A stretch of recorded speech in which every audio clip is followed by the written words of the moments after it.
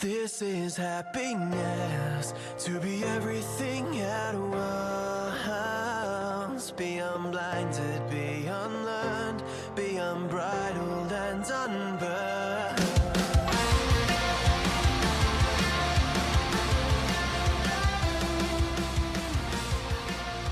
Hey everyone, welcome back to a brand new episode of Mood Prep. My name is Dave Nixon, and on today's delicious episode, I'm going to share with you a passage that I've heard before, and that it definitely fits into a lot of the sentiments that I talk about, that I came across again just the other day, which is it's a really simple and clear insight into, I suppose, our subjective experience and how we can create a relation with somebody, but we're not actually creating it with them. We're creating it with our experience of them. And so this is what I mean when I say that we don't love people or hate people. We can only love our experience, so to speak, and hate our experience of that person. It's really quite fascinating. And so this is when somebody may, I'm not sure if I've done a podcast on this before. I definitely would have said it, like, you're always someone's fuckwit. It's like, so what? Like, somebody out there, doesn't matter, you may have a lot of people that love what you do, but to somebody they're just like, oh, that fucking guy or that fucking chick, just can't fucking stand it. It's usually got nothing to do with you.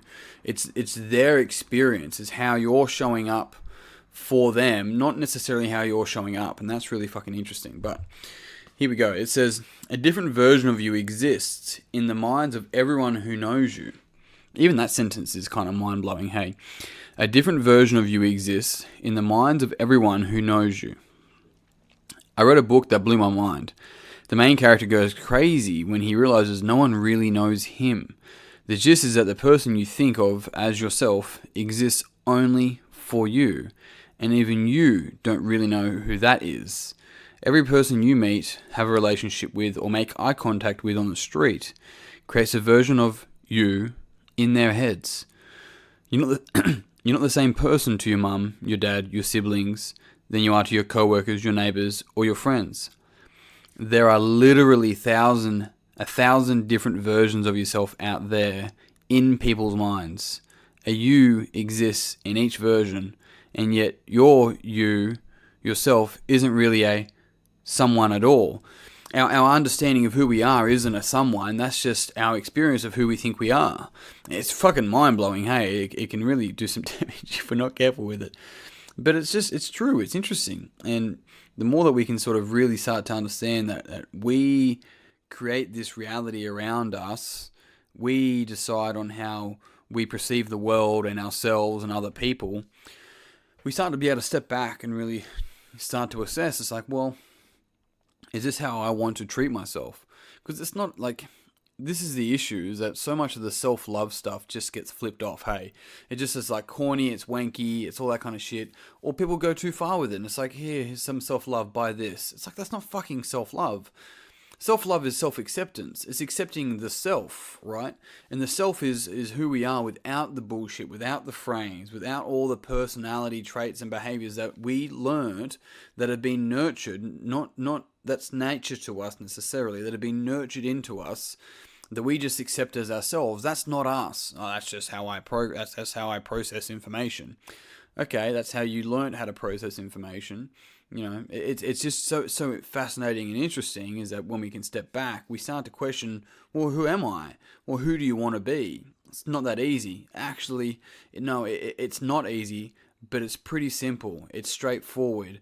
It's not as complex as we may think it is. And what I mean by that, because it is complex, what I mean by that is that as soon as we are in this space of it's not that simple, it's not that easy, we're giving ourselves an out to not even look into it because it's challenging. Anything in life worth fucking doing is challenging. Anything like shutting the fuck up for some people, myself included, it can be challenging, and it's really fucking worth doing. It's really interesting, right? The things that challenge us often the most are the things that are going to allow us to really unravel and grow the most. Not so we can achieve more necessarily. It's so we don't feel the need like we have to achieve. We do it because we want to, because we choose to. It's really different. It's this being at work because that's just what I should do, it's really different to then choosing to be at work, to choosing to, having this attitude of like, I get to be there, I choose to be there.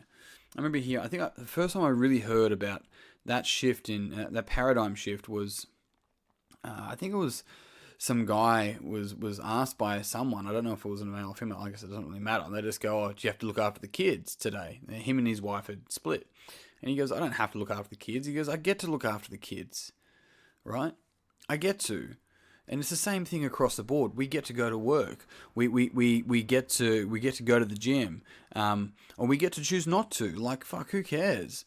If you prefer to go for a walk with the dog and your spouse and that's the only time you guys get to talk, why the fuck would you go to the gym? Hey, you look back on your life, you're like, oh, I'm really happy I went to the gym and, did a shitty bench press of 102 kilograms for my max. Like, who gives a fuck? Go for a walk with your spouse and learn about them. Learn about who they are, because the image that you have in your head about them is not the same as the image they have about themselves.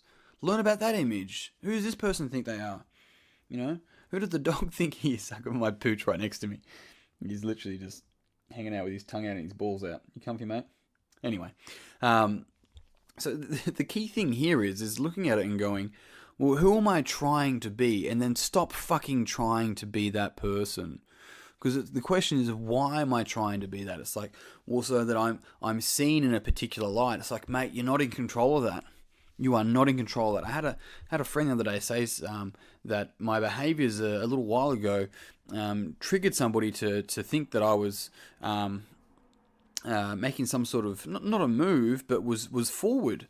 And I'm like, okay, so what? Like, I'm aware of that I wasn't. And he's like, well, they thought you were. And I'm like, so? And he's like, man, that's their thing. I could ignore somebody and they're like, he's giving me the silent treatment, he wants me. It fucking, like, we're just not in control of that. The way that people interpret me and the way that people interpret you and everyone else, the way that we interpret people is just completely, like, it's actually made up. There's reasons why it occurs and there's reasons how we make it up, but it's fucking made up.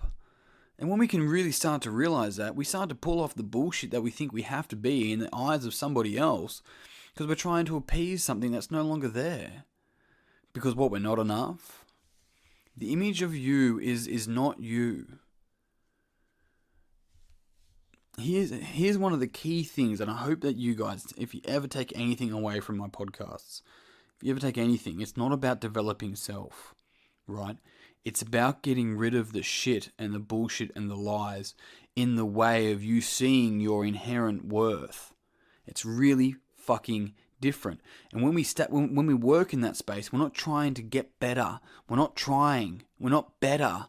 We just are who we are, and we're fucking good at it because we get rid of the bullshit that's in the way of us thinking that we need to be more in order to be worthy.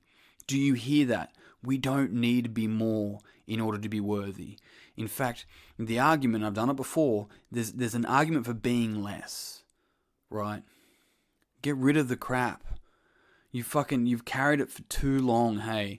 You packed an overnight bag one night and you've just kept it and kept putting shit in it, and now you're like, well, it's with me, I just got to take it, all these things. No, you fucking don't. That's on you, and you can change that, because no matter what you do, you don't need to change how other people perceive you. You have to understand how you perceive you and see if that's how you want to live your life. And if it's not, make some fucking decisions about how you want to move on forward then. Doesn't matter how long you got left, 20, 30, 40, 10, 5, how many years? You don't know. Do you have years? That's the question, hey. And on that note, I'm going to finish up. Thank you very much for tuning in. If you found this podcast beneficial, it would mean the world to me if you'd pass it on to someone else that you think would also find it beneficial. If you haven't already, jump on Facebook, search Mood Prep Online and join the free group there and join the conversation or start a conversation. I'd love to hear your thoughts and questions you have from this podcast. Otherwise, until next time, peace and pizza, kick today in the dick, slay the dragon. I'll see you soon. To be everything at once, be unblinded, be unlearned, be unbridled and unburned.